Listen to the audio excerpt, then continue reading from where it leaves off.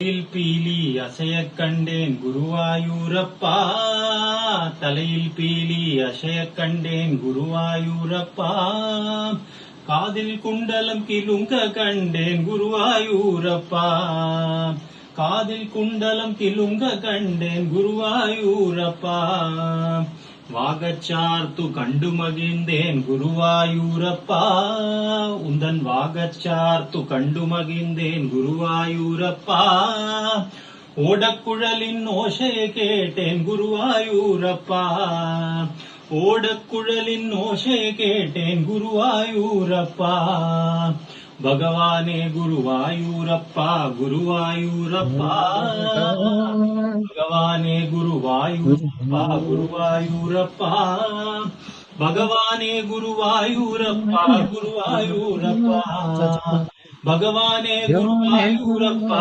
குருவாயூரப்பா, பகவானே குருவாயூரப்பா குருவாயூரப்பா.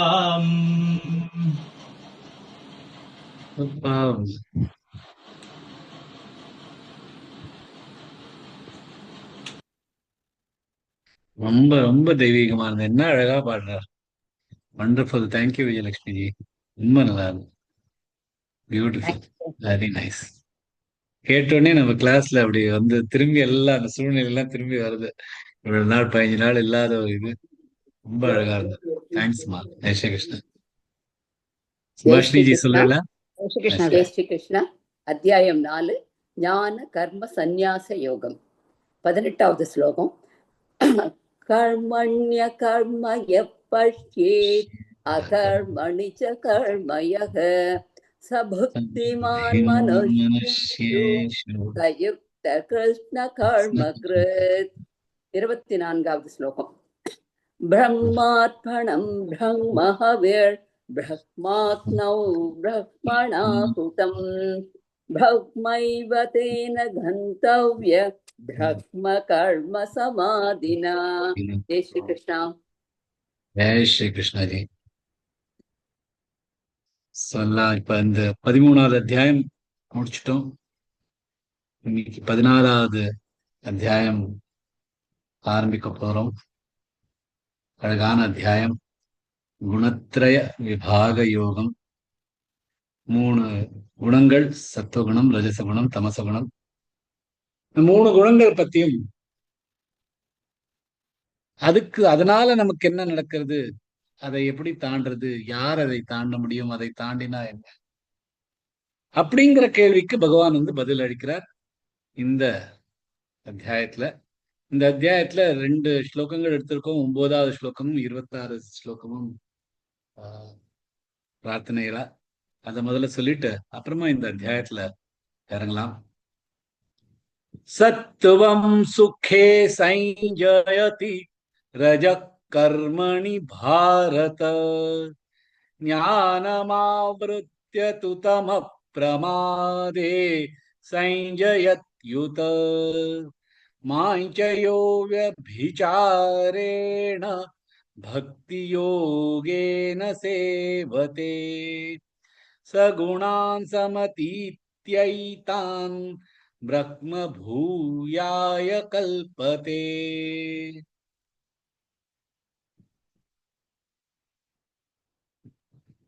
சோ இந்த 13வது அத்தியாயத்துல பாத்தீங்கன்னா, இந்த உலகமே, இந்த பிரபஞ்சமே எல்லாமே பகவான் ஒரு துளிகள் தான். இதெல்லாம் பகவான் வந்து ஒரு துளிகள்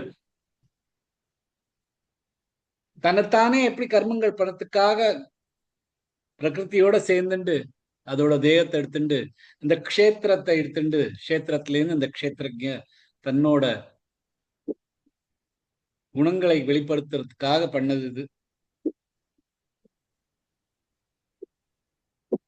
எல்லாமே ஒண்ணு அப்படின்னா, ஆனா இப்படி பல பல பல விதமான ரூபங்கள் இருக்கு, பல பல விதமான சூழ்நிலைகள் இருக்கு, பல விதமான அனுபவங்கள் இருக்கு.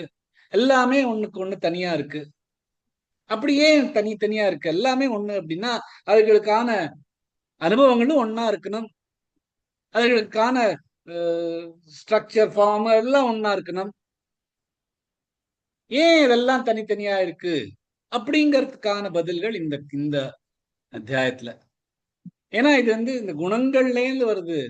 இந்த 3 குணங்கள் இருக்கு, அந்த குணங்களோட விளையாட்டுனாலதான் இதெல்லாம் வருது.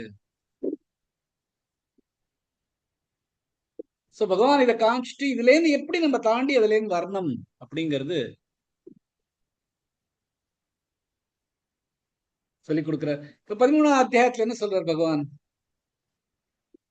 நம்ம இந்த இந்த உலகத்துல இந்த ஜென்மம் பிடிச்சுன்னு இந்த இந்த பூமியில வந்திருக்கோம். அதுக்கு காரணம் 2. ஏன்னா நமக்கு நம்மளோட ரியல் நேச்சர், நம்மளோட பரம குணமான, நம்மளோட பரமமா நம்ம யாரு இருக்கோங்கிறது ஒரே ஒரு நம்மளோட இருக்கிறது ஜீவாத்மா. அது என்னன்னு அது புரியாம, இந்த புருஷா என்ன, இந்த ஜீவா என்ன, இந்த க்ஷேத்திரஜன் என்ன அப்படின்னு புரியாம இருக்கிறதும், இந்த க்ஷேத்திரஜன், இந்த ஜீவா, இந்த இந்த புருஷன் இந்த பிரகிருதியோட குணங்களோட சேர்ந்து இருக்கிறதுனாலையும் தான் அதுல நம்ம மாட்டிண்டு நம்ம அதோட ஒன்றின்று இருக்கிறதுனால அதோடயே அந்த பிரகிருதி எப்படி தன்னோட அழிஞ்சுண்டு திரும்பி வருதோ அது மாதிரி நம்மளும் பிறந்துண்டு அழிஞ்சுண்டு அது அந்த சக்கரத்துல சுழ்ந்துட்டு இருக்கோம். இந்த இந்த இந்த பிணைப்புல இருந்து எப்படி வரணும், வெளியில வரணும், இந்த 3 குணங்கள்ல இருந்து நம்மளை எப்படி விடுவிக்கிறது அப்படின்னு பகவான் இந்த 14வது அத்தியாயத்துல சொல்ற. இந்த 14வது அத்தியாயத்துல பார்த்தீங்கன்னா 4 விதமா அதை பிரிக்கலாம். ஒண்ணு இன்ட்ரோடக்ஷன், நம்மளை பத்தி, இந்த இந்த அத்தியாயத்தை பத்தி, இதுல என்ன என்ன என்ன சொல்ல போறோங்கிறத பத்தி பகவான் சொல்றார். அப்புறம் இந்த குணங்களை பத்தி ஆலோசனை பண்றார். 5ல இருந்து 18வது அத்தியாய ஸ்லோகங்களை பார்த்தேன்னா 19, 20வது ஸ்லோகத்துல ஞானம்தான் நம்மளை இந்த குணங்கள்ல இருந்து வெளியில எடுத்துட்டு வரும் அப்படிங்கிறத சொல்றார். 21ல இருந்து 27வது ஸ்லோகத்துல இந்த குணாதீத அப்படின்னா குணங்கள்லேருந்து விடுபட்ட ஒருத்தர், அவாவோட லட்சணம் என்ன, அவ அதை எதை வச்சுண்டு இந்த மாதிரியான குணாதீத ஒரு ஒரு குணங்கள்லேருந்து பிணைப்பில்லாம இருக்கிற ஒரு அவரோட கேரக்டரை எப்படி அவர் பண்ணிக்கிறார், அதனால அதுக்கான சாதனம் என்ன அப்படிங்கிறது 21ல இருந்து 27வது ஸ்லோகம். அது மாதிரி 27 ஸ்லோகங்களை பிரிச்சு வச்சுக்கலாம். இந்த இந்த ஸ்லோகத்தோட மெயின், இந்த இந்த அத்தியாயத்தோட மெயின் விஷயங்களே இந்த 3 குணங்கள் பத்தி தான். அந்த 3 குணங்களும் அதோட புருஷன்கிற நம்ம ஜீவாத்மா பத்தி தான். அதனால இது குணத்ரய விபாக யோக அப்படின்னு இந்த இந்த அத்தியாயத்துக்கு பேரு. 13வது அத்தியாயத்துல பகவான் சொன்னார், இந்த குணங்களோட பிணைப்பு இருக்கிறதுனாலதான் நமக்கு திரும்பி திரும்பி வர வேண்டியிருக்கு. புருஷ பிரகிருதி ஸ்தோஹி புங்கே பிரகிருதி ஜான் குணான் காரணம் குணசங்கோசிய சதசத்யோனி ஜன்மசு. காரணம் குணசங்கோசிய, இந்த குணங்களோட சங்கம் வச்சிருக்கிற இந்த காரணத்தாலதான் சதசத்யோனி ஜன்மசு, இந்த மாதிரி லட்சக்கணக்கான யோனிகள்ல நம்ம பிறக்கிறோம் அப்படின்னு பகவான் 13வது அத்தியாயத்துல சொல்றார்.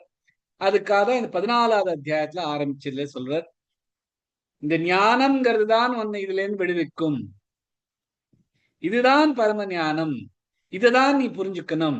ஞானம் உத்தமம், ஞானங்களிலே உத்தமமான ஞானம் இதுதான் அப்படிங்கறத முதல் 2 ஸ்லோகங்கள்ல சொல்றார். இந்த 2 ஸ்லோகத்துல இது என்ன சொல்ற, இந்த ஞானம் கிடைச்சதுன்னா பகவானே அடைஞ்ச மாதிரி, பகவானோட குணங்கள் அடைஞ்ச மாதிரி, பகவானோட ஸ்வரூபத்தை அடைஞ்ச மாதிரி, பகவானோட தர்மத்தையே அடைஞ்ச மாதிரி, அந்த மாதிரி நம்ம இருந்தோம்னா நமக்கு இந்த ஜென்மம் மிருத்யுங்கிறதுல இருந்து வெளியில வந்துடலாம் அப்படின்னு முதல் 2 ஸ்லோகங்கள்ல சொல்றார். அடுத்த 2 ஸ்லோகங்கள்ல பகவான் இந்த இந்த பிரபஞ்சம் எப்படி பண்ணிருக்கு, இந்த புருஷா என்ன, பிரகிருதி என்ன, இந்த பிரகிருதி புருஷா பிரகிருதி சேர்ந்துதான் இந்த இந்த பிரபஞ்சத்தையே பண்ணிருக்கு அப்படின்னா, இந்த இந்த நம்ம எல்லாருக்கும் பிதா மாதா அப்படின்னு பார்த்தானா இந்த பிரகிருதியும் இந்த புருஷனும் தான் அப்படின்னு இந்த 4 ஸ்லோகங்கள்ல இந்த ஞானத்தை பத்தி சொல்ற. 5வதுல இருந்து 18வது ஸ்லோகத்துல பகவான் இந்த 3 குணங்கள், சத்வகுணம், ரஜசகுணம், தமசகுணம், இந்த 3 குணங்கள்லயும் எப்படி அதோட குணங்கள் எல்லாம் என்ன அப்படிங்கறத வேற வேற ஆங்கிள் சொல்லி கொடுக்குறார். இதெல்லாம் பிரகிருத்திலேருந்து வந்திருக்கு, இதனால்தான் பகவான் நம்ம மனிதர்கள் அதோட ஒரு பிணைப்பு வந்துருது. அதனாலதான் இந்த மாதிரி நம்ம வேற வேற யோனிகள்ல பிறக்கிறோம். இந்த குணங்கள் என்ன, இந்த குணங்களோட வேற அம்சங்கள் என்ன அப்படின்னு பகவான் கிளியரா சொல்றார். அண்ட் இன்னொன்னு என்ன சொல்றதுன்னா, இந்த குணங்கள், இந்த 3 குணங்கள்ல இருந்தா எல்லாரும் பிறந்திருக்கோம்னா எல்லாருமே ஒன்றாக இருக்கட்டுமே அப்படின்னா, இல்லை, இந்த குணங்கள் வேற வேற விதத்துல வேற வேற மாதிரியான இடத்துல வேற வேற அம்சமா ஒருத்தர்ல இருக்கும். சில பேர்கிட்ட அது ஜாஸ்தியா இருக்கும், சில பேர்கிட்ட இது குறைச்சலா இருக்கும், சில பேர்கிட்ட வேற ஏதாவது ஜாஸ்தியா இருக்கும். அது ஒரே சமயத்திலேயே அது 3ம் எப்படியும் மேல கீழே போயிட்டு இருக்கும். அதனால்தான் எல்லாரும் தனித்தனியா தெரிகிறோம் அப்படின்னு 18வது ஸ்லோகம் வரைக்கும் சொல்ற. 19வது 20வது ஸ்லோகங்கள்லயும் பகவான் இதுல இருந்து நம்ம எப்படி தாண்டிட்டு வருது, குணங்கள் எல்லாத்தையும் தாண்டிட்டு எப்படி வருது அப்படிங்கிறார். பகவான் சொல்ற, இந்த ஞானம் தான் ஒரே ஒரு வழி, வேற ஒரு வழி கிடையாது. இந்த வழி ஞானம் இருந்தாதான் இந்த குணங்கள்ல இருந்து நம்மளால வெளியில வர முடியும். இந்த மாதிரியான குணங்கள்ல இருந்து இந்த குணங்களுக்கெல்லாம் தாண்டி வந்தவாளுக்கு குணாதீத அப்படின்னு பகவான் பேர் சொல்றார். குணங்கள் எல்லாம் தாண்டி வரவாளுக்கு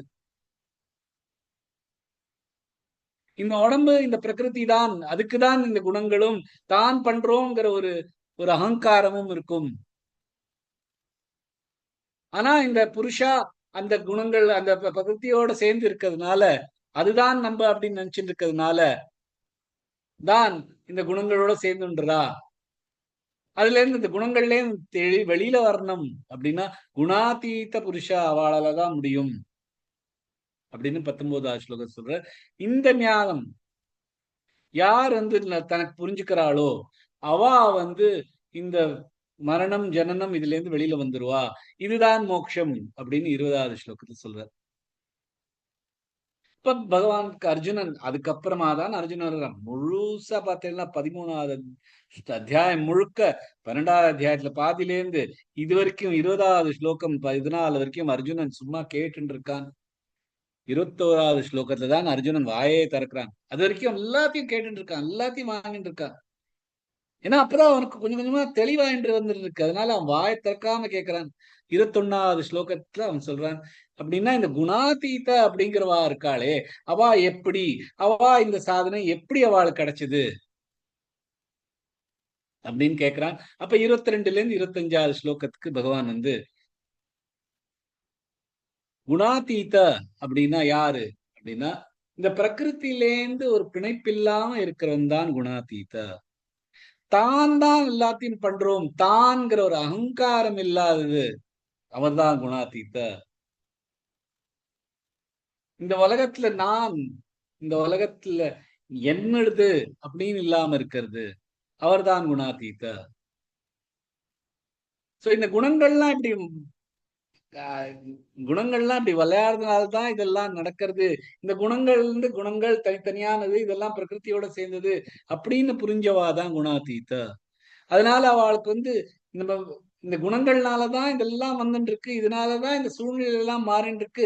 எனக்கா இருக்கிற சூழ்நிலை உனக்கு இருக்கிறது இல்லை, என் முகம் உனக்கு இல்லை, எனக்கு என்ன நடக்கிறதோ அது உனக்கு நடக்கிறது இல்லை, அதெல்லாம் இந்த குணங்கள்னாலதான் இதெல்லாம் நடக்கிறது அப்படின்னு புரியறதுனால அவளுக்கு எதிலிக்குமே எந்த மாதிரியான ஒரு விஷயம் இருந்தாலும் சரி, ஒரு மகிழ்ச்சியான விஷயமா இருந்தாலும் துக்கமான விஷயமா இருந்தாலும் சரி, இதான் லாபம் இருந்தாலும் சரி, இதான் நஷ்டம் இருந்தாலும் சரி, மானம் இருந்தாலும் சரி, அவமானம் இருந்தாலும் சரி, எல்லாமே இந்த பிரகிருத்தியோட விளையாட்டு தான் அப்படின்னு புரிஞ்சுட்டு இருக்கிறவா. இந்த மாதிரி குணாதீத்தவா இருக்கவாள் அவளுக்கு எல்லாமே அடைஞ்சாச்சு. அவளுக்கு முழுமையானது நம்ம இருக்கோம். நமக்கு நம்மள ஒருத்தரும் ஏதாவது ஆட் பண்ணவோ சப்ட்ராக்ட் பண்ணவோ முடியாது. நம்மளுக்கு மேல எதையும் ஆட் பண்ண முடியாது. ஏன்னா நம்ம அழியாது, நம்ம எப்பொழுதுமே இருக்கிறது அப்படிங்கறது புரிஞ்சுட்டு இருக்கிறவா அவளால அதுக்கு மேல ஒண்ணு ஆட் பண்ண முடியாது. அவள்ல இருந்து ஒண்ணும் வெளியில எடுக்க முடியாது. ஏன்னா அக்ஷரமானது புல்லா இருக்கிறதுனால எனக்கு ஒண்ணும் வேண்டாம், இதுக்கு மேல எனக்கு ஒண்ணும் தேவையில்லை அப்படிங்கறது புரிஞ்சவா அவா குணாதீத. அதான் இந்த குணாதீத பத்தி இந்த 22ல இருந்து 25வது ஸ்லோகத்துல இதே குணாதீத க்ஷித பிரக்ஞா அப்படின்னு 2வது அத்தியாயத்தை சொல்றோம். பராபக்தன் அப்படின்னு 12வது அத்தியாயத்தை சொல்றோம். அதேதான் இங்க குணாதீத, இதெல்லாத்தையும் தாண்டி இருக்கிறவன். கடைசியில எப்படி அந்த மாதிரி குணாதீத மாதிரியான ஒரு மனுஷன் எப்படி ஆக முடியும் அப்படிங்கிறது 26 27 ஸ்லோகத்திலையும் சொல்றார். கிருஷ்ணா என்ன சொல்றாருன்னா, பக்தி தான் ஒரே சாதனம் இதை அடையறதுக்கு. சோ எப்படி இந்த எதனால இதெல்லாம் எப்படி அடைய முடியும்னு அர்ஜுனன் கேட்கறதுக்கு பதில் பகவான் சொல்றார், பக்தி ஒரு வழிதான். பகவானோட கருணையினால நமக்கு ஒரு குரு கிடைக்கிறார். இந்த குருனாலதான் நமக்கு இந்த ஞானம் கிடைக்கிறது. அந்த ஞானத்தினாலதான் ஒருத்தர் குணாதீதமா ஆக முடியும். அந்த குணங்கள் வந்தனால அவளால் பக்தி பண்ண முடிகிறது. இந்த குணங்கள்ல இருந்து அப்பாற்பட்ட இருக்கிறதுனால அவளால பக்தி பண்ண முடியாது. அந்த பக்தினாலதான் அமரத்துவம் கிடைக்கும் அவளுக்கு. திரும்பியும் இந்த ஜென்மம் மரணம்ங்கிற சூழ்ச்சியிலேருந்து வெளியில வந்துடலாம், பரமானந்தம் கிடைக்கும் அப்படின்னு பகவான் 26வது 27வது ஸ்லோகத்தை சொல்லி இந்த அத்தியாயத்தை முடிச்சுக்கிறார். இதுல ஒரு சார்ட் மாதிரி போட்டு வச்சிருந்தேன், அதுக்கு அதை நான் உங்களுக்கு காமிக்கிறேன். எப்படி பகவான் இந்த சத்துவ குணம், ரஜச குணம், தமச குணம் அப்படிங்கிறத எவ்வளவு அழகா பிரிச்சு சொல்லியிருக்காரு. சோ லட்சணம் பார்த்தீங்கன்னா சத்துவகுணத்தோடு பிரகாஷ கமனாமயம், பிரகாசத்தின் தன்மை அப்படின்னு 6வது ஸ்லோகத்தை சொல்லியிருக்கார். இது எல்லாருக்கும் அனுப்பிச்சிடலாம். இது படிச்சாலே உங்களுக்கு ஒரு பார்த்த உடனே புரிஞ்சிடும் என்ன பகவான் இந்த 4 விதமா இந்த 3 குணங்களையும் பிரிச்சு எல்லா ஆங்கிள்லயும் காமிச்சிருக்கார். சோ லட்சணம், சத்துவகுணத்துக்கு லட்சணம் பிரகாஷ கமனாமயம், பிரகாசத்தின் தன்மை. ரஜச குணத்தோட லட்சணம் ராகாத்மகம், மாயையின் தன்மை. தமச குணத்தோட லட்சணம் மோகனம், பற்றுதலின் தன்மை. இது 6, 7, 8 இந்த 3 ஸ்லோகத்தை சொல்றார்.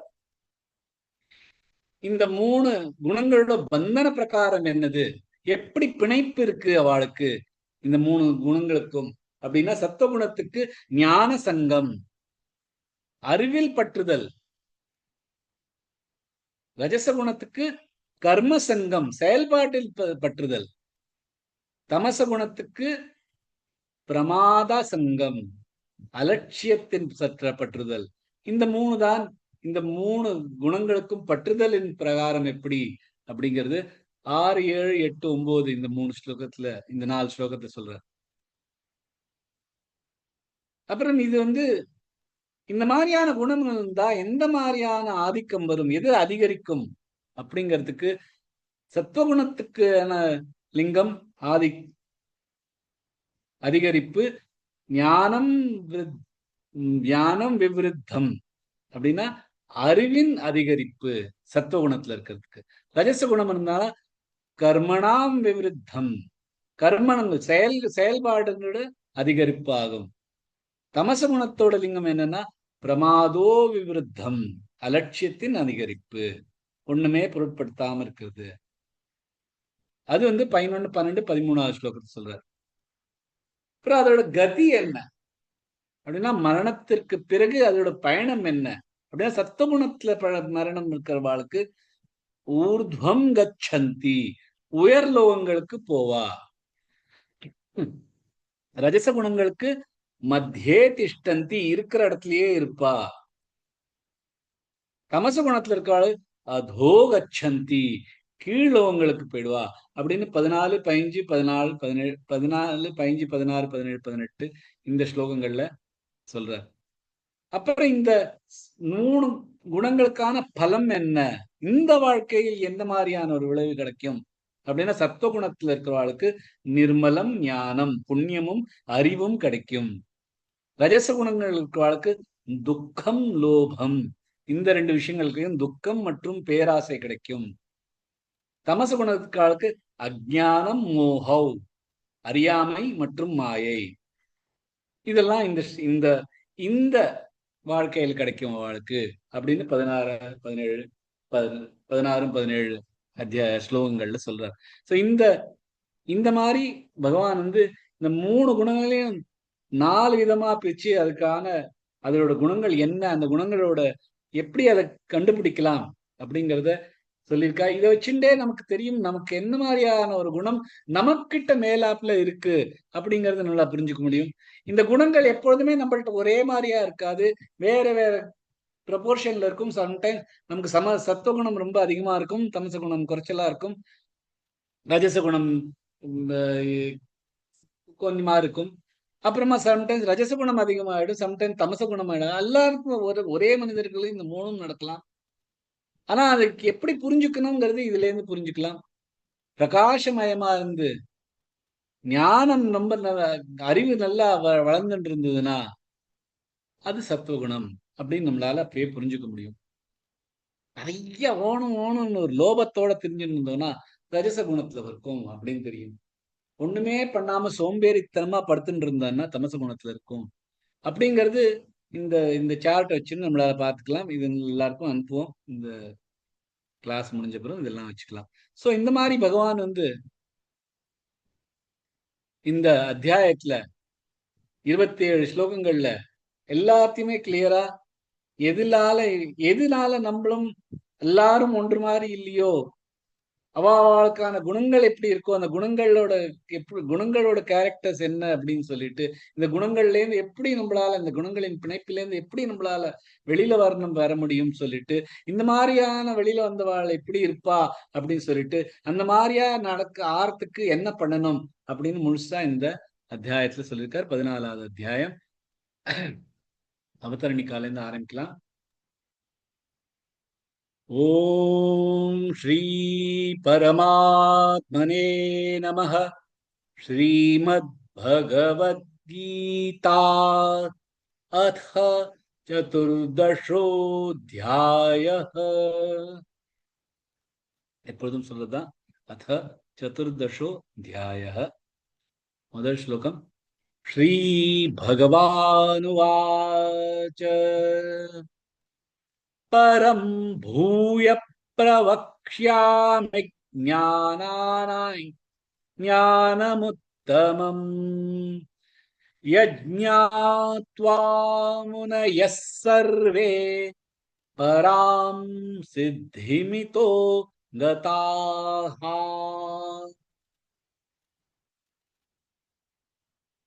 பரம் மிகச்சிறந்த பூயக மீண்டும் பிரவக்ஷாமி கூறுகிறேன் ஞானானாம் ஞானத்தில் ஞானம் உத்தமம் உத்தமமான ஞானம் யஜ்ஞாத்வா இதை அறிந்த பின் முனையக முனிவர்கள் சர்வே எல்லாம் பராம் மிகச்சிறந்த சித்திம் சாதனை இதோ இங்கு கதாகா அடைவது. பகவான் சொல்றார், எல்லா ஞானத்திலும் சிறந்த பரம ஞானத்தை பற்றி நான் மீண்டும் சொல்கிறேன். எதை அறிந்த பின் முனிவர்கள் இங்கிருந்து மோட்சம் பெற்று மிகச் சிறந்த சாதனை அடைந்துள்ளார் அப்படின்னு பகவான் சொல்றார். ஒரு வருஷமா பார்க்கலாம். ஸ்ரீ பகவானுவாச்ச, எல்லாம் சேர்த்து சொல்லணும். பரம் பூய பிரவக்ஷ்யாமி. பரம் பூய, பூ நடுவில் எழுத்து, பரம் பூய இப்பு அது யப்ரவக்ஷ்யா இக்கு இஷ்யா மூணு இருக்கு. பிரவக்ஷ்யாமிக்ஞா மிக்ஞா ஞா வரதுனால நீ மேல ஆகாத் கொடுத்து பிரவக்ஷ்யாமிக்ஞானானாய் ஞானானா ஞானா எல்லாமே நெடுல் எழுத்துக்கள் இழுத்து சொல்லலாம். நானா ரெண்டு வாட்டி வருது. ஞானானாய் ஞானமுத்தமம் ஞான முத்தமும் மூக்கு அப்புறம் ரெண்டு த வருது. முத்தமம் பரம் பூய பிரவக்ஷ்யாமி ஞானானாய் ஞானமுத்தமம் யஜ்ஞாத்வா முனயः சர்வே. யஜ்ஞா இஜ்ஜி ஞா மூணு இருக்கு. யஜ்ஞாத்வா ஞாத்வா ஞாமில் ஆகாத் கொடுத்து யஜ்ஞாத்வா முனயः சர்வே. முனய எல்லாமே குரல் எழுத்துக்கள். முனயः சர்வே ஃபார் கொடுத்து சர்வே பராம் சித்தி. பராம் நெடில் எழுத்து பராம் சித்தி சீமேல் ஆகாத் கொடுத்து சித்தி அதனால சித்தி மிதோ கதாஹா. மிதோ, மீ குறில் எழுத்து, தோ நெடில் எழுத்து, கதாஹா, தாக்கு அப்புறம் ஒரு விசர்க்கம் இருக்கு. சுகதாஹா. बालाजी जी।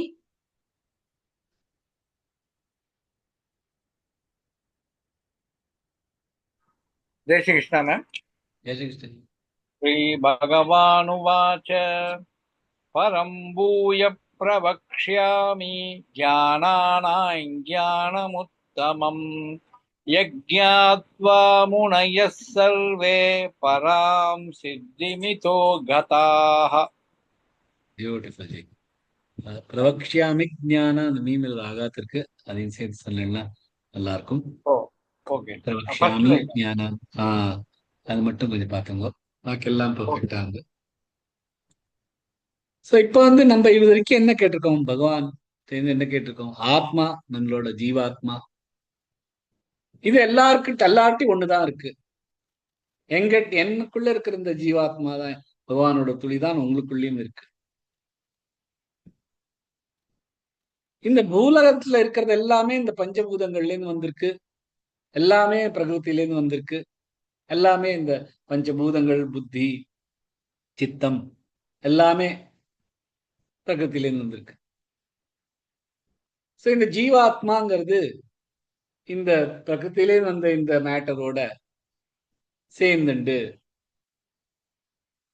தன்னோட கர்மங்களை பண்றது.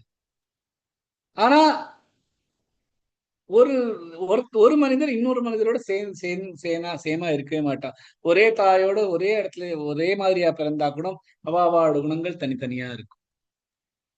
எப்படி எலக்ட்ரிசிட்டி சேம் தான், ஆனா ஒவ்வொரு பல்பும் ஒவ்வொரு மாதிரி எரியும். இந்த பல்போட ஸ்ட்ரக்சரும் சேமா இருக்கும், ரவுண்டா இருக்கும். எலக்ட்ரிசிட்டியும் ஒன்னேதான், ஆனா வேற விதமா எரியும். கலர் டிஃப்ரெண்டா இருக்கும், இல்லைன்னா அதோட பிரகாசம் டிஃப்ரெண்டா இருக்கும். ஏன்? அது யோசிக்க வேண்டிய விஷயம். எல்லாமே சேம் அப்படிங்கிறோம், எலக்ட்ரிசிட்டி சேம், ஆனா பல்புல இருக்கிற பல்பும் பார்க்கறதுக்கு ஒரு மாதிரியா இருக்கு. பல்புல இருக்கிற அங்கங்கள் தான் ஒண்ணுதான். அதுல ஒரு கேத்தோடு, ஒரு ஆனோடு, ஒரு ஃபிலமெண்ட், ஒரு பல்பு, அதுக்குள்ள ஒரு நைட்ரஜன் கேஸோ ஆர்கன் கேஸோ போட்டு வச்சிருக்காங்க. ஸோ பண்ணது எல்லாமே ஒண்ணு. இருந்தாலும் அது எலக்ட்ரிசிட்டியும் ஒண்ணு, இந்த பண்ணின உறுப்புகளும் ஒண்ணு. எப்படி நம்ம மனிதருக்குள்ள ஆத்மா பகவானோட துளி மாதிரி எல்லா இடத்துலயும் இருக்கிறது தான், அது நமக்குள்ளேயே இருக்கு. அப்படிங்கிற நமக்கு எல்லாருக்கும் இருக்கிறது 2 கைகள், கால்கள், மூக்கு, வாய் எல்லாமே சேமா இருக்கு. இருந்தாலும் அந்த ஒரு பல்பு இன்னொரு பல்போட சேர்ந்த மாதிரி இருக்கவே முடியாது. கலர் வேற டிஃப்ரெண்டா இருக்கு. ஏன்னா இந்த மாதிரியான ஒரு சில பேர் சவுத் இந்தியால பிறக்கிறவா கொஞ்சம் கருகலா இருப்பா, நார்த் இந்தியால பிறக்கிறவா அவளுக்கு அந்த மாதிரி கிளைமேட் இருக்குதுனால அப்படின்னு ஒத்துக்கலாம். அதே மாதிரி பல்ப் ஒரு மாதிரி வேற வேற கலர்ல போட்டதுனால அது வேற வேற கலர்ல தெரியலாம்னு இருக்கலாம், ஓகே ஒத்துக்கலாம். இருந்தாலும் வெறும் கலர்ல இல்ல, மனிதர்கள் அப்பவும் சேம் இடத்துல இருக்கிற அதே கலரோட இருக்கிறவா இருந்தாலும் அது தனித்தனியா இருப்பா. இப்ப இந்த ரூம்ல இருக்கிற லைட் இவ்வளவு பிரகாசமா எரியுது, பெட்ரூம்ல இருக்கிற லைட் ரொம்ப சின்னதா எரியுது. ஏன்னா அதுக்குள்ள இருக்கிற ஒரு விஷயம்ங்கிறது டிஃப்ரெண்டா இருக்கு, இந்த ஃபிலமெண்ட் டிஃப்ரெண்டா இருக்கு. சோ நமக்குள்ள என்ன ஒரு டிஃப்ரெண்டா இருக்கு, அதனால அதுதான் இந்த ஞானம். இந்த ஒரு கேள்விக்கு தான் பதில் பகவான் கொடுக்காம இருக்கார். அதுக்கு தான் பகவான் இந்த கேள்விக்கு பதில் சொல்றாரு. இப்ப பரம்பூய பிரவக்ஷாமி ஞானானாம் ஞானமுத்தமம் யஜ்ஞாத்வா முனய சர்வே பராம் சித்திமிதோ கதாஹா.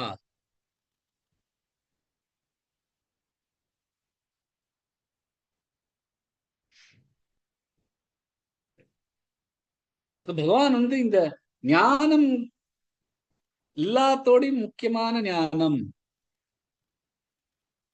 அப்படின்னு முழுசா இந்த ஒரு ஸ்லோகத்துல ஃபுல் அத்தியாயத்தை பத்தி சொல்றாரு. இந்த ஃபுல் கரிக்குலம் இந்த ஒரு ஸ்லோகத்துல 4 விஷயம் இருக்கு. இதுல அனுபந்த சதுஷ்டய 4 விஷயங்கள் இருக்கு. இந்த சாப்டர், இந்த அத்தியாயத்தோட சப்ஜெக்ட் என்ன,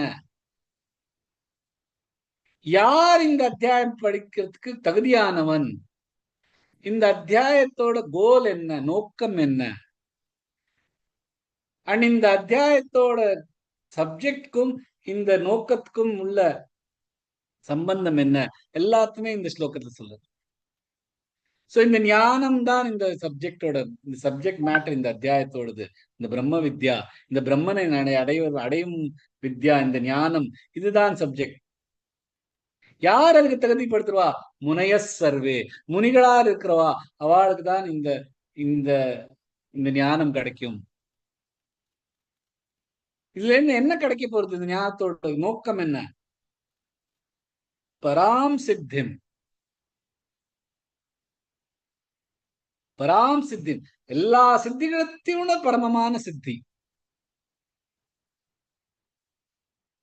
அதனால எப்படி கிடைக்கும்? இதஹா கதாஹா, இங்கேயே கிடைக்கும் அவளுக்கு அப்படின்னு பகவான் சொல்றார். பரம் பூய பிரபக்ஷாமி ஞானானாம் ஞானம் உத்தமம். பூய பிரபக்ஷாமி, நான் முதல்லயே உனக்கு சொல்லியிருக்கேன். இதெல்லாம் 13வது அத்தியாயத்தை சொல்லியிருக்கேன். இதி க்ஷேத்ரம் ததா ஞானை ஞேயம் சோக்தம் சமாசதः மத் பக்த ஏதத் விஜ்ஞாய மத் பாவாயோபபத்யதே. இவ்வாறு க்ஷேத்திரம், ஞானம் பற்றி, அறிய தேவையானது பற்றி சுருக்கமாக விவரிக்கப்பட்டுள்ளது அப்படின்னு சொல்லியிருக்கேன். ஏவம் வேத்தி புருஷம் பிரகிருதிஞ்ச குணை சர்வதா வர்த்தமானோபி நச பூயோபிஜாயதே. இவ்வாறு யார் புருஷன் மற்றும் பிரகிருதி மற்றும் அதனுடன் குணங்களை அறிவாரோ அப்படின்னு நான் சொல்லியிருக்கேன். சோ இந்த 13வது அத்தியாயத்துல நான் என்ன சொன்னேனோ அந்த ஞானத்தை நான் திருப்பி சொல்றேன். பூய பிரவக்ஷாமி. எதை சொல்றேன்? இந்த ஞானம், இந்த ஞானானாம் ஞானம் உத்தமம். இந்த ஞானத்தை விட எந்த மாதிரியான ஞானமும் இதை விட உத்தமமானது கிடையாது. எல்லா ஞானமும் இந்த உடம்புனால வருது, இந்த பிரகிருத்தினால வர இந்த ஞானங்கள்லாம், இந்த கெமிஸ்ட்ரி, பயாலஜி, மேத்ஸ், இங்கிலீஷ், எந்த மாதிரியான ஞானமும் இருந்தாலும் அதெல்லாத்தோடும் ஞானம் உத்தமமானது இந்த ஞானம். இந்த உத்தம ஞானத்தினால என்ன கிடைக்கிறதுனா பரமகத்தி கிடைக்குது. பராமும் அதுக்கும் மீனிங் அதுதான், பராம் சித்தி மித்தோ. சோ இந்த உத்தமமான ஞானத்தினால பரமசித்தி கிடைக்கிறது. ஞானானாம் ஞானம் உத்தமம். சாத்விக ரஜச தமச குணத்திலேருந்து வர எந்த மாதிரியான ஞானங்களத்தையும் விட உத்தமமான இந்த ஞானம் இது.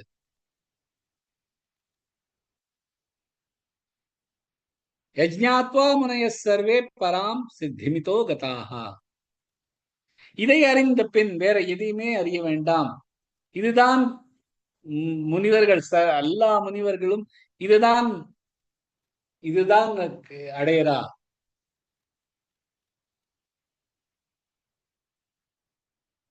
பாக்கி எல்லா இதுலயும் ரிலிஜியன்லயும் பார்த்தேன்னா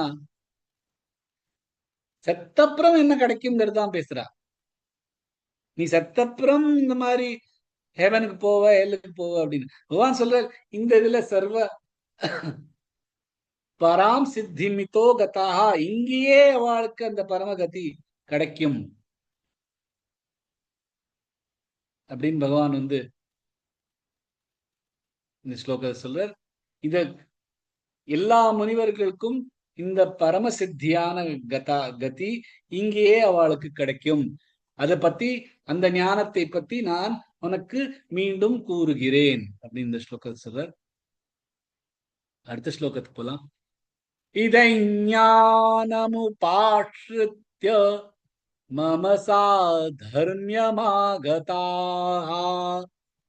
சர்கேபி நோபஜாயந்தே பிரலயே நவ்யதந்தி ச.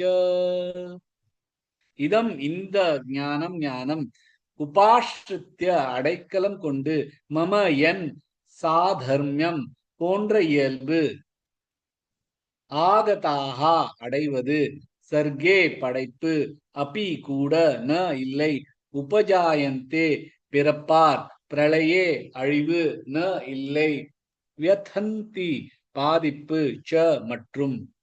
யார் இந்த ஞானத்தில் அடைக்கலம் கொள்கிறாரோ மற்றும் என் இயல்பை அடைகிறாரோ படைப்பின் பொழுது பிறப்பதும் இல்லை, அழிவினால் பாதிக்கப்படுவதும் இல்லை அப்படின்னு பகவான் சொல்றார். ஒவ்வொரு விஷயமா பார்க்கலாம். இதை ஞான இதை வருது, அதனால நாசிக். இதை ஞானமு ஞா நெடிலெழுத்து, நமு குரில் எழுத்துகள், பாஷ்ரித்ய பாஸ்ரீ பாமெலுவாக, பாஷ்ரித்ய ஸ்ருத்ய ஸ்ரீமெலுவாக, இதை ஞானமு பாஷ்ரித்ய மம சாதர்மிய, மம சா மம ரெண்டு ம வருது, சாதர்மிய த அப்புறம் மம சாதர்மிய மாகதாஹா, மா நெடுலெழுத்து, கதா தா நெடுலெழுத்து, தாக்கப்புறம் விசர்க, மம சாதர்மிய மாகதாஹா சர்கேபி, சர் சர்க்கப்புறப்ப கே நெடுலெழுத்து, இழுத்து சொன்னா பி ஷார்ட் ஆயிடும். சர்கேபி நோபஜாயந்தே, நோப நோம் நெடுலெழுத்து, நோபஜாயந்தே யம்தாக, நோபஜாயந்தே பிர, தே மேல வர தே மேல ஆகாத் கொடுத்து தே பிர ரெண்டு சேர்த்து சொல்லணும். நோபஜாயந்தே பிரலயே நவ்ய, நவ்ய ந மேல ஆகாத், நவ்ய ஹந்தி ச, थन्ति थ थ में लागत करते थन्ति च, सर्गेऽपि नोपजायन्ते प्रलये न व्यथन्ति च. अनुजा जी. जय श्री कृष्ण सर. इदं ज्ञानमुपाश्रित्य मम साधर्म्यमागताः सर्गेऽपि नोपजायन्ते प्रलये न व्यथन्ति च. Beautifully. Very good. இதம் ஞானமுபாஸ்ரித்ய, இந்த ஞானம், எந்த ஞானம்? போன ஸ்லோகத்துல சொல்றாளே அந்த ஞானம். எந்த ஞானம்? உத்தமமான ஞானம், பரமமான ஞானம். இந்த ஞானம், இதம் ஞானமுபாஸ்ரித்ய, இதை யாரு, இந்த ஞானத்தை யார் அடைகிறாரோ, மமசா தர்மியமாகதாக, இந்த ஞானம் உள்ளவா என்னோட தர்மத்தை அவளுக்கு கிடைச்சிருமா. அவளுக்கு தர்மங்கிறது ரிலீஜன் இல்ல, தர்மங்கிறது அவளோட கேரக்டர். இப்ப அக்னியோட கேரக்டர் சூடா இருக்கிறது, ஒளி எடுக்கிறது, அது அதோட தர்மம். அதே மாதிரி பகவான் சொல்ற என்னோட தர்மம் அவளுக்கு கிடைச்சிடும். அந்த மாதிரி பகவானோட தர்மம் என்ன? அனித்தியமா, நித்தியமா இருக்கிறது, அக்ஷரமா இருக்கிறது, அழிவில்லாத இருக்கிறது, எப்பொழுதும் ஒரு மாதிரி இருக்கிறது, ஒரு மாதிரியான சேஞ்சும் இல்லாம இருக்கிறது, ஒரு மாதிரியான ஒரு களங்கமும் அவளுக்கு வராத மாதிரி இருக்கிறது. இதெல்லாம் தான் பகவானோட தர்மம். அதே அவளுக்கு கிடைச்சிடும். அதனால பகவான் ஆயிட மாட்டாவா. பகவானாயி இந்த பிரபஞ்சத்தை கிரியேட் பண்ணி பிரபஞ்சத்தை அடிக்கிறது அதெல்லாம் அது இல்லை. அவர் என்ன சொல்றாரு? பகவானோட தர்மத்தை அவள் கிடைக்கும். சர்கேபி நோபஜாயந்தே, அப்பி கூட,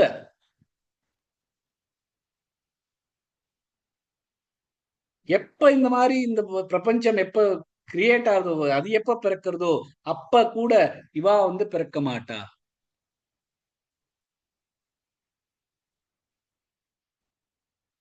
ஏன்னா அவளுக்கு இந்த குணங்களோட ஒரு சங்காத்தம் இருக்காததுனால அவளுக்கு திருப்பி பிறப்பு கிடையாது. பிரளயே நவ்ய தந்திச்ச, பிரளயம் வரைச்ச எல்லாமே அழியர்ச்சியும் அவளுக்கு எல்லாமே எரிஞ்சின்னு இருக்கு, பிரளயம் வந்திருக்கு, எல்லாமே அழிஞ்சின்னு இருக்கு, எல்லா இடத்துலயும் ஒரே கலவரமா ஓடிட்டு இருக்கு. அப்பவும் இந்த முனிவர்கள் கலக்கம் படாம இருப்பா. கலக்கமே இல்லாம இருப்பா. சோ எப்ப இந்த மாதிரியான இந்த இந்த பிரகிருதி எப்ப பிறக்கிறதோ அப்ப அவ பிறக்க மாட்டா. அண்ட் எப்ப அழியறதோ அப்ப கலக்கமே இல்லாம இருப்பா. ஏன்னா அவளுக்கு இந்த பிரகிருத்தியும் அந்த பிரகிருத்தியில் இருக்கிற குணங்களோடையும் சங்காத்தமே இல்லை.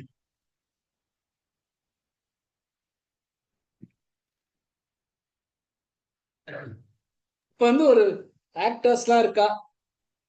நம்ம ஒரு ஆக்டர் இந்த படத்துல எல்லாம் இந்த இந்த டிவி சீரியல் எல்லாம் வந்து நம்ம என்ன மெகா சீரியல் எல்லாம் வரா. அவளுக்கு அந்த ரோல் கிடைச்சோன்னா அவளுக்கு ரொம்ப ஹாப்பி ஆயிடுவா. எனக்கு இப்ப நல்ல ஒரு ரோல் கிடைச்சிருக்கு, மெகா சீரியல் பாட்டு ஓடிட்டு இருக்கும்.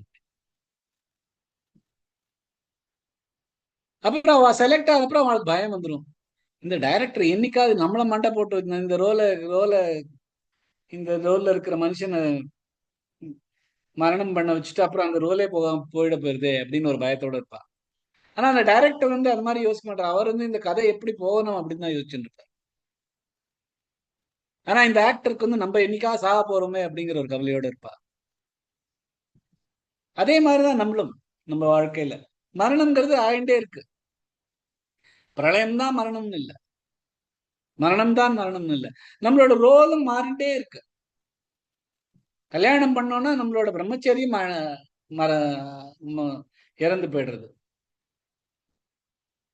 ரொம்ப கோபமா இருக்கோமா அந்த அந்த சமயத்துல அந்த கோபத்துல இருந்து கொஞ்ச நேரம் கழிச்சா அந்த கோபங்கிற ஒரு ரூபம் அழிஞ்சு போய் சாந்தமான ஒரு ரூபம் ஜென்மம் ஆயிடுறது. சோ இந்த மரணம்ங்கிறது ஜென்மம்ங்கிறது வெறும் இந்த உடம்பு மட்டும் இல்ல, நம்மளே யோசிச்சு பார்த்தோம்னா கண்டினியூஸா மரணமும் ஜனனமும் நடந்துன்னு தான் இருக்கு. பகவான் சொல்றார் இந்த ஞானத்தை பிடிச்சுக்கோ, அப்ப இந்த கலக்கம் இருக்காது. இந்த பிறப்பு இந்த இறப்புங்கிற கலக்கமே இல்லாம இருக்கலாம். இந்த ஆக்டருக்கு வந்து நம்மளோட மரணம் வரப்போறது அப்படின்னு ஒரு கலக்கம் இல்லாம இருந்தனா அவரும் அந்த டைரக்டர் மாதிரி யோசிச்சுருந்தானா அந்த அந்த சீரியல்ல ரொம்ப அழகா அவளை பெர்ஃபார்ம் பண்ணி அவளுக்கு இன்னும் இன்னும் ரோல்ஸ் கிடைக்கும். அதே மாதிரி நம்ம வந்து பகவான் இதெல்லாம் நமக்கு சம்பந்தம் இல்லை, இதெல்லாம் இந்த ரோல் நடந்துட்டு இருக்கு, மரணம் ஜனனம் ஓடிண்டே தான் இருக்கு, இதுக்கும் அதுக்கும் எனக்கும் அதுக்கும் சம்பந்தம் இல்லை அப்படின்னு இருந்துட்டோம்னா அப்புறம் அதுல இருந்து வெளியில வந்துடலாம்.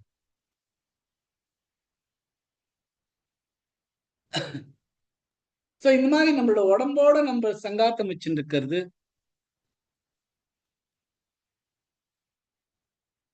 அது வந்து எவ்வளவுதான் நீ மெடிடேஷன் பண்ணியிருந்தாலும் இந்த உடம்போட சங்காத்தம் இருக்கிறது வந்து நிர்விகல்ப ஸ்திதி. ஏன்னா அந்த உடம்போட தான் நம்ம இருக்கோம். எவ்வளவுதான் மெடிடேஷன் பண்ணியிருந்தாலும் இந்த உடம்பு தான் பண்றது, நம்ம அந்த உடம்போட இருக்கோம் அப்படின்னு. மெடிடேஷனா இருந்தாலும் டிரான்ஸ்ல இருந்தாலும் நிர்விகல்ப ஸ்திதி. ஏன்னா நம்ம அப்போ ட்ரீம்ல இருந்தாலும் நம்ம வந்து நம்மளோட உடம்போட தான் நம்ம பாத்துக்கிறோம். நம்மளையே நம்மள ட்ரீம்ல பார்த்துட்டாலும் நம்ம அப்படிங்கிற இந்த ட்ரீம்ல நமக்கே தெரியுது இதுதான் நம்ம அப்படின்னு. தன்னோட தாய் வந்தா அப்படின்னு தோணுறது, இந்த தாய் தான் இது. அவள் மாறவே மாறாது. தூக்கத்துல இருந்தாலும் டிரான்ஸ்ல இருந்தாலும் மெடிடேஷன்ல இருந்தாலும் இந்த உடம்போட நம்ம சங்காத்தம் இருக்கிற வரைக்கும் நிர்விகல்ப ஸ்திதி. ஆனா இந்த பிணைப்பு விட்டுடுத்துனா எனக்கும் அதுக்கும் சம்பந்தம் இல்லை, நான் வேற இந்த உடம்பு வேற அப்படிங்கிறது மாதிரி தெரிஞ்சதுன்னா அது நிர்விகல்ப போதகா. நிர்விகல்ப போதக அந்த அந்த அந்த ஞானம் நமக்கு கிடைச்சிட்டுனா திரும்பியும் இந்த ஜென்மம் மரணம்ங்கிற ஒரு வழிக்கே போக மாட்டோம். ஏன்னா அதுல இருந்து நமக்கு தெரியுது இது நம்ம இல்ல, மரணமும் ஜென்மமும் நடக்கிறது நம்மளோடது இல்ல, இது பிரகிருத்தியும் அந்த பிரகிருத்தியோட இருக்கிறது தேகத்தோட தான் நடக்கிறது, நம்மளோடது நடக்கிறது இல்ல அப்படின்னு புரியுறது. அததான் இங்க வந்து சர்க்கே பினோபஜாயந்தே பிரளயே நவ்யதந்திஜ அப்படிங்கிறது. பிறக்கிறதுக்கும் அவ பிறக்க மாட்டா, அழியர்ச்ச கலக்கப்பட மாட்டா.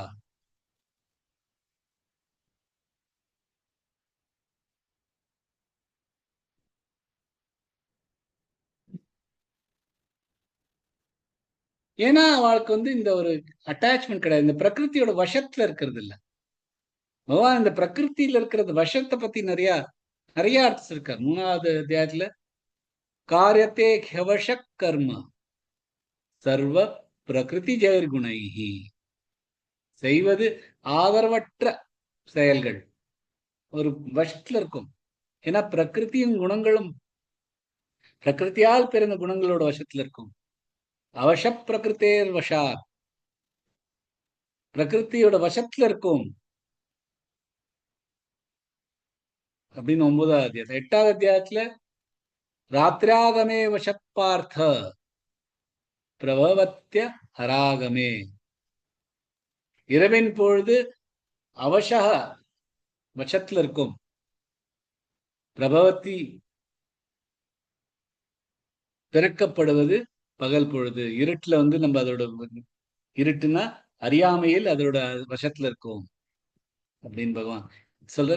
இந்த எல்லா இடத்துலயும் இந்த பிரகிருத்தியோட வசத்துல இருக்கிறத பத்தி தான் பகவான் நிறைய வாட்டி சொல்றாரு.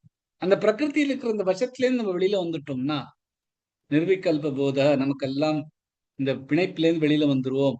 அந்த மாதிரி இருக்கிறச்ச மமசா தர்மியமாகத்தாக, பகவானோட குணம் தர்மம் நமக்கு கிடைக்கும்.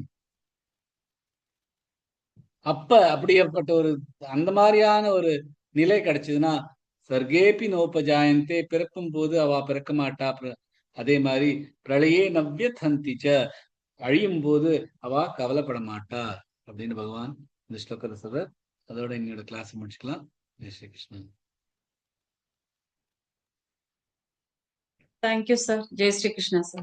Jai Shri Krishna ji. Thank you. Thank you, sir. Jai Shri Krishna. Thank you, sir. Jai Shri Krishna, sir. Thank you, sir. Jai Shri Krishna, sir. Jai Shri Krishna, sir.